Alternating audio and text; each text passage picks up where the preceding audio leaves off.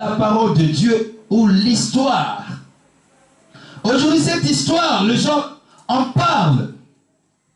La femme sunamite. Les gens en parlent autrement. Les gens en parlent à cette femme. On lui avait demandé, il a dit tout va bien. Oui, tout va bien. Mais, le verset 8 jusqu'au 17, il y a tant de vérités qui se cachent dedans. Il y a beaucoup de choses qui se cachent dedans. Amen. Aujourd'hui, l'Éternel me permet juste de parler du verset 8. Amen. Amen. Nous allons parler de ça jusqu'à on va finir. Le mardi, on continuera le verset 9. Le dimanche prochain, le verset 10. Le mardi qui suit là, 11. Jusqu'à on va finir au verset 17. Amen. C'est important, bien aimé. Quand on aura à finir cet enseignement, tu seras capable d'expliquer à quelqu'un cette histoire. Et tu seras capable de comprendre ce que Dieu a voulu nous enseigner dans cette histoire. Amen. Ce n'est pas seulement le tout va bien, mais Dieu veut nous enseigner beaucoup de choses. Amen. La Bible nous dit dans le verset 8, un jour, Élisée passait par Sunem. Un jour, Élisée passait à Besançon. Un jour, Élisée passait à Dole. La Bible dit, il y avait une femme de distinction. Il y avait une femme de haut rang. Il y avait une grande femme qui le pressa d'accepter à manger. Amen. Quelqu'un que tu ne connais pas, il passe, mais tu prends ton temps pour appeler la personne, viens manger. Amen. La Bible souligne, et toutes les fois qu'il passait, il se rendait chez elle pour manger. Amen. Amen, Église. C'est le verset 8 qui nous intéresse aujourd'hui. Il y a des vérités qui sortira dans ce verset-là. Et quand je lis cette parole, quand je lis le verset 8, je vois que quand je lisais l'Éternel m'a donné un thème. Et cette femme qui ne connaissait pas Élisée, cette femme qui ne savait pas d'où venait Élisée, mais cette femme a reçu quand même Élisée avec son serviteur. Amen. Elle a reçu deux personnes en même temps que des personnes inconnues. Et l'Éternel me montre que c'est l'hospitalité qui jouait dans cette femme-là. Amen. Et avec cette hospitalité, et c'est ça qui commencera à ouvrir les portes dans la vie de cette femme. Amen. C'est pourquoi ce matin, je intitule notre enseignement, notre message, l'hospitalité ouvre des portes. Amen. L'hospitalité ouvre des portes. L'hospitalité ouvre les portes, bien-aimés. Souvent, nous faisons passer des gens. Nous laissons passer les gens, bien-aimés. Nous laissons passer notre bénédiction comme ça. Oh, Dieu envoie des gens, mais nous ne voyons pas des gens que Dieu envoie pour nous. Amen. Nous ne voyons pas les gens que Dieu envoie pour nous. Ce matin, laisse-moi te dire, bien-aimé, vous savez, cette motivation que cette femme sunamite avait juste pour préparer à manger ou préparer une chambre. Et cette motivation, ce n'était pas pour quelque chose. Ce n'était pas pour entendre attendre quelque chose après. Mais cette femme le faisait sans intérêt. Cette femme faisait cette chose-là personnellement parce qu'elle a la chose en elle. Amen. Amen. Nous aussi, l'Église, ce matin, laisse-moi te dire, nous devons avoir cette chose-là à nous. L'hospitalité, bien-aimé. L'hospitalité ouvre les portes. L'hospitalité ouvre les portes. Si nous prenons l'exemple aujourd'hui, la France. La France nous accueille. La France accueille les gens. Et le même pays qui nous accueille, il nous donne à manger. Nous allons dans les restos du cœur pour prendre à manger. Est-ce que tu as payé l'argent? Non. Amen. Amen. Nous réclamons de l'argent au CAF. Est-ce que toi tu as emprunté un CAF? Non. Mais la CAF te donne l'argent. Mais c'est l'hospitalité. C'est pourquoi vous voyez, la France est toujours bénie. L'Europe est toujours bénie parce qu'ils reçoivent des gens et sans pour autant que les gens là puissent leur donner l'argent. C'est comme non, ils demandent encore l'argent. Et si l'argent ne passe pas comme il faut, tu vas encore sur internet, tu regardes, ah mais comment ça s'est pas passé? Est-ce que c'est pour toi? Amen. Mais la France a cette hospitalité, bien aimé. Et c'est pourquoi nous voyons la France est bénie. Ne critique pas la France. Ah, les Français sont mauvais. Non, bien aimé. Ils t'ont accueilli. Amen. Amen. Ils t'ont donné le logement que tu payes même pas. Amen. Tu prends le poids. L'eau, c'est bien. Est-ce que tu payes l'eau? Non.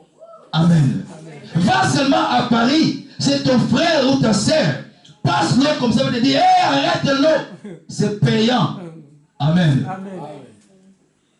Mais quand tu y es dans l'asile, ou soit tu... la France te donne quelque chose gratuitement comme ça, ils ne vont jamais réclamer. Ils vont venir jamais, hé, Yola, arrête l'eau. Non. Parce que tu vas commencer à réclamer quand toi, tu vas commencer à payer. Ah, l'eau. Mais les gens là ne réclament pas. Amen. Amen. Dites Amen avec moi. Amen. Amen. Mais l'hospitalité. Et cette femme, elle avait cette hospitalité-là. Elle ne connaissait pas le prophète Élisée. Mais cette femme recevait à tout moment le prophète Élisée avec son serviteur. La Bible dit, à toutes les fois qu'il passait, il se rendait chez elle pour manger. Amen. Amen. Quand nous regardons, par définition, l'hospitalité, bien aimé, c'est l'action de recevoir. L'hospitalité, c'est l'action de recevoir. C'est l'action de héberger aussi chez toi, gracieusement, gratuitement, par la charité, par la liberté et par amitié. Et c'est ça qu'on appelle l'hospitalité. Amen. Amen. Or, l'hospitalité nous ouvre toujours des portes. L'hospitalité nous ouvre toujours beaucoup de portes.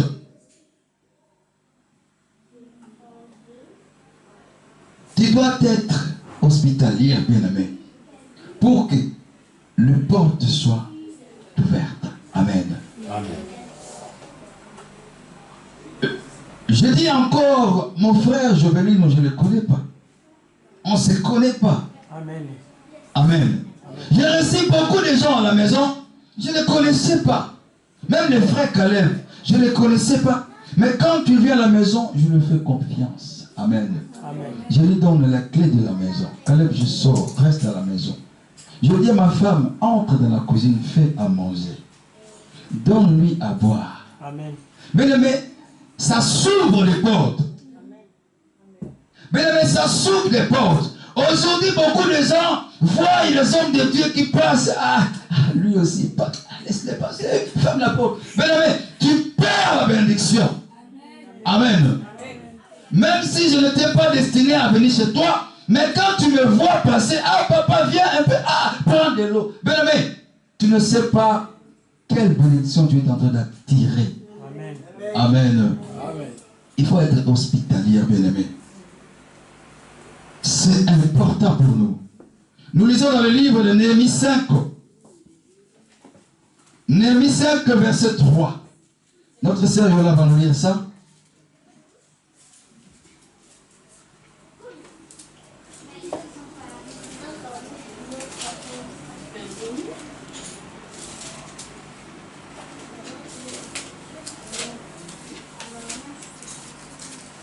Le livre de Néhémie, chapitre 5, verset 3.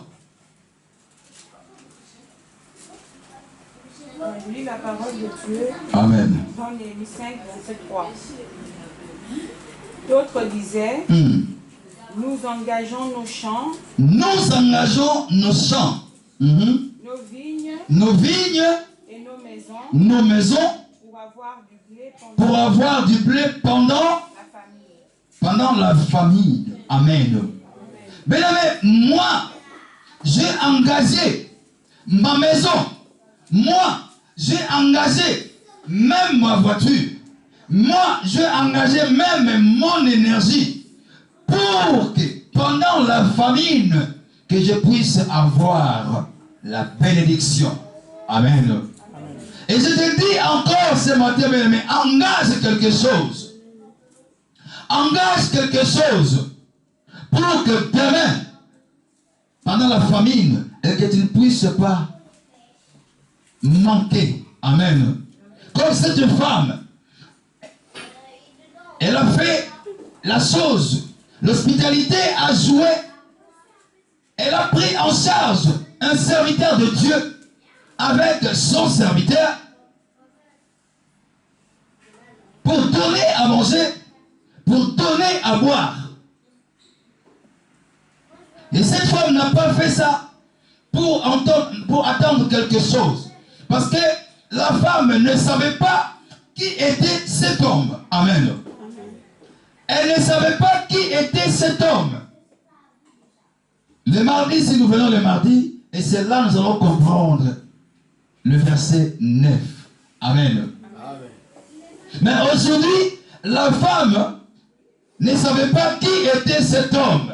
Mais la femme a logé, a donné à manger à cet homme de Dieu. Amen. Amen.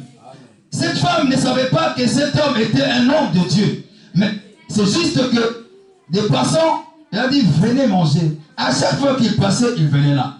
Amen. C'est le mardi qu'ils allons comprendre qu'en ce moment que les gens là venaient à la maison, et c'est là la femme avec son mari, ils commençaient à observer. Amen. Amen. Amen. Amen. Nous avons appris dans le verset précédent l'histoire de cette veuve. Cette femme des prophètes anonymes. Cette femme a coopéré. Coopéré avec Dieu. Coopéré avec le prophète. Et cette femme, elle avait eu sa bénédiction. Par rapport à sa coopération. Par rapport à la confiance qu'elle avait auprès d'Élisée. Par rapport à l'obéissance qu'elle a montré à Élisée. Et comme nous aussi nous devons coopérer aujourd'hui. Mais aujourd'hui cette histoire de tsunamite, cette histoire de tsunami bien-aimé, ça va relever encore quelque chose de nouveau dans notre vie. Peut-être que tu as déjà entendu cette histoire. Mais laisse-moi te dire ce matin, tu vas encore comprendre d'autres choses. Amen.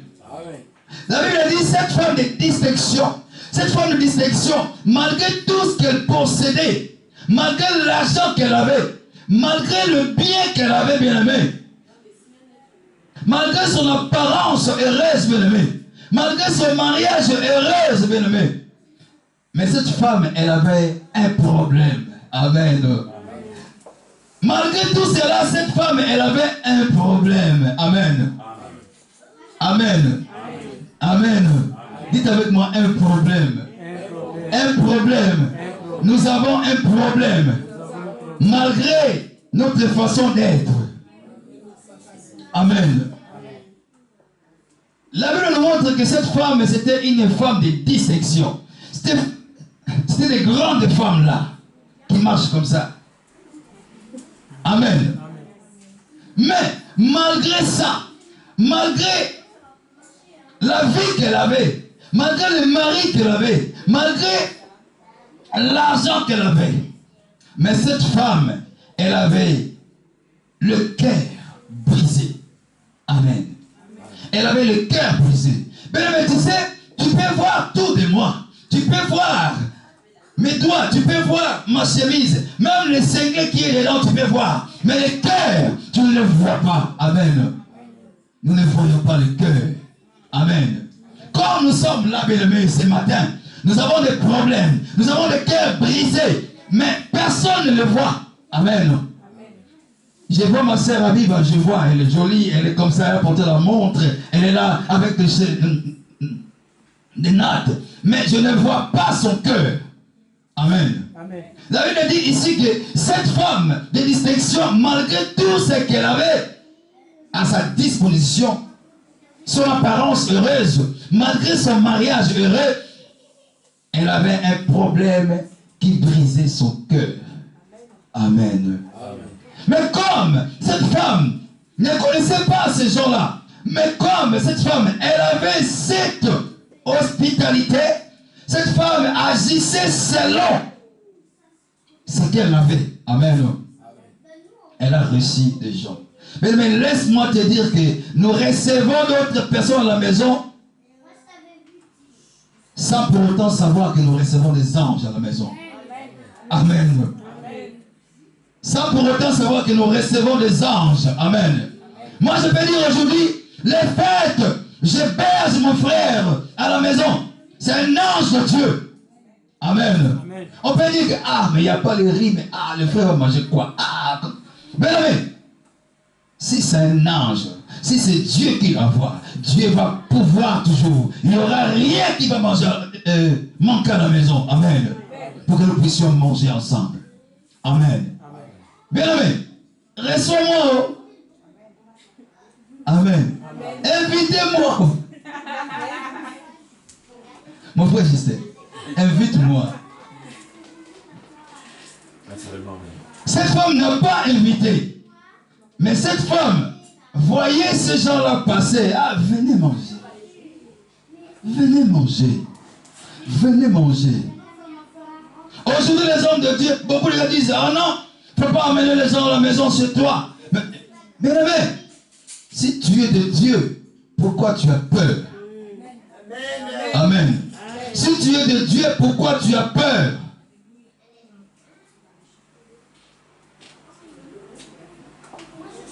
Ma maison, c'est une sanctuaire de Dieu.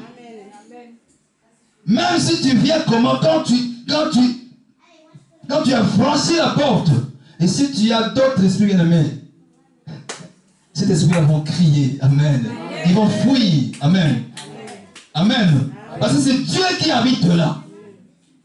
Et c'est la même chose aujourd'hui dans cette église. Mais c'est une sanctuaire de Dieu. C'est là où Dieu habite. C'est la cité, bien-aimé, de Dieu. Amen.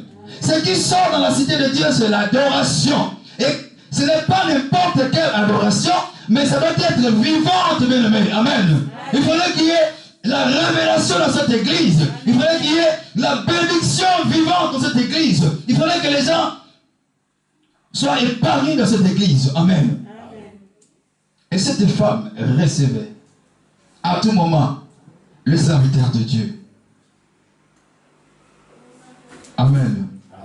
Et parmi nous, laisse-moi te dire, parmi nous, il y a des gens qui ont des cœurs brisés, mais ils ne montrent pas.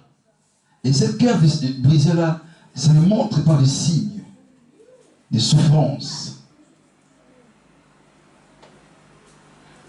Mais pour autant, ils ont besoin de la guérison de Dieu. Ils ont besoin de la restauration du Seigneur. Et la restauration, tu le trouveras où? c'est dans la maison de Dieu. La restauration, tu le trouveras où? Dans la présence de Dieu. Amen. Et quand cette femme a réussi le prophète Élisée avec son serviteur, cette femme ne savait pas qu'il a reçu la présence de Dieu dans sa maison. Amen. Mais l'hospitalité, bien aimé, c'est quelque chose qui peut révéler beaucoup de choses. L'hospitalité peut apporter des solutions à certains de nos problèmes, bien aimés. Ça apporte toujours la solution. Quand tu sais donner, quand tu sais te montrer hospitalier, bien aimé, ça va t'ouvrir beaucoup de portes. Et beaucoup de portes de bénédiction. Amen.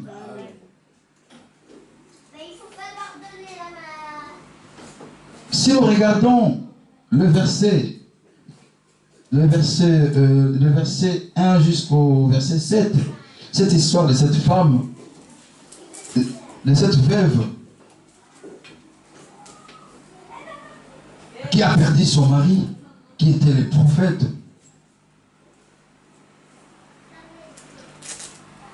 Cette femme souffrait aussi. Cette femme, elle avait aussi le cœur brisé. Mais quand elle a vu le prophète Élisée, elle a crié. Malgré qu'elle a crié, mais elle n'avait rien. Mais le prophète lui a demandé, qu'est-ce que tu as à la maison? Amen. Aujourd'hui, nous voyons aussi l'histoire de cette femme de Sunem. Quand nous regardons la ville de Sunem, j'ai fait un peu de recherche. Et cette ville de Sunem, bien aimé, c'est une ville qui est dominée par l'avancée de Nazareth. L'avancée, on peut dire, un point de terre. Donc, il y a une petite terre qui est dominée par Nazareth. Amen. Amen. Et dans cette ville de Sunem, il y a plusieurs femmes qui ont laissé leur empreinte dans la Bible, bien aimée, étaient originaires de cette ville de Sunem. Amen. Amen. Or, quand nous regardons le mont Sunem, où on peut dire Sulem, ça veut dire la paix. Ça veut dire la paix. Donc, toutes ces femmes-là, ils avaient eu la paix après avoir fait du bien aux gens. Amen.